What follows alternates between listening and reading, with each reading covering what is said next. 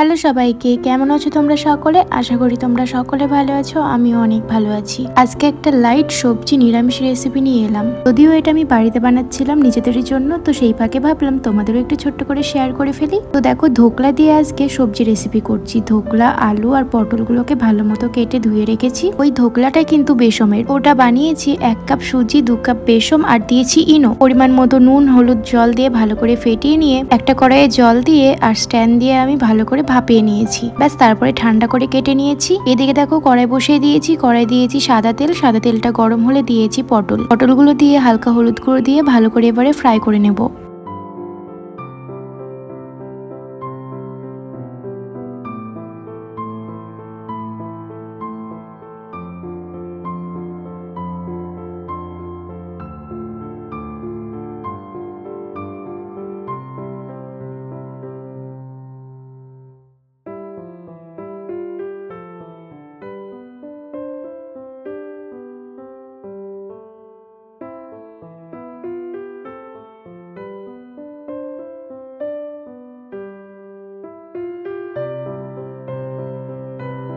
তো দেখো, পটলগুলো ভালো মতো ফ্রাই করে নিয়েছি। এবারে পটলগুলোকে একটা পাত্রে তুলে রেখে দেবো। এবারে দেখো, সেই তেলের মধ্যে আলুগুলোকে ফ্রাই করে নেব। আলুগুলো একটু ডুমো ডুমো করেই কেটেছি। আলুগুলো সব কড়াইয়ের মধ্যে দিয়ে এবারে সামান্য পরিমাণে দিচ্ছি হলুদ গুঁড়ো, দিয়ে ভালো করে এবারে আলুগুলোকেও ফ্রাই করে নেব।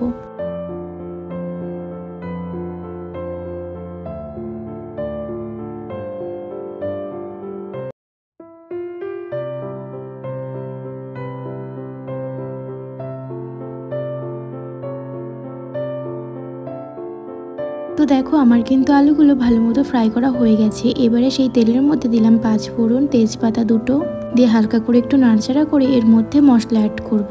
মশলার মধ্যে আছে খুব সামান্যই একদম জিরে বাটা আর আদা বাটা, ব্যাস, আর কোনো অ্যাড করিনি মশলা ধোয়া জল দিয়ে এবারে ভালো করে একটু হলুদ গুঁড়ো আর নুন দিয়ে কষিয়ে নিতে হবে মশলাটাকে। একদমই হালকা পাতলা লাইট একটা সবজি রেসিপি, যেটার মধ্যে খুবই স্পাইসি ভাব থাকবে না, একদমই নর্মাল। তো দেখো, ভালো করে মশলাটাকে কষিয়ে নিচ্ছে এবারে।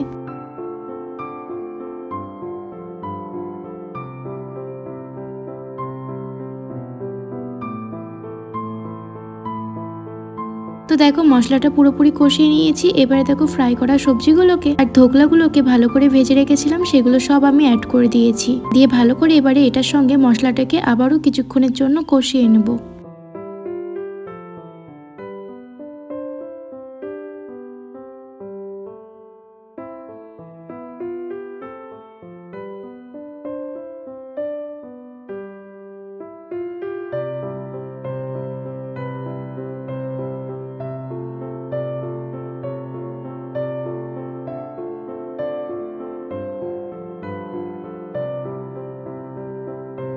তো বেশ অনেকক্ষণ ধরে কিন্তু কষিয়ে নিয়েছি। এবারে দেখো, পরিমাণ মতো জল অ্যাড করছি। জলের পরিমাণটা তোমরা নিজেদের মতোই দিও। তো পরিমাণ মতো জল অ্যাড করে এবারে ভালো করে ফুটিয়ে নিতে হবে।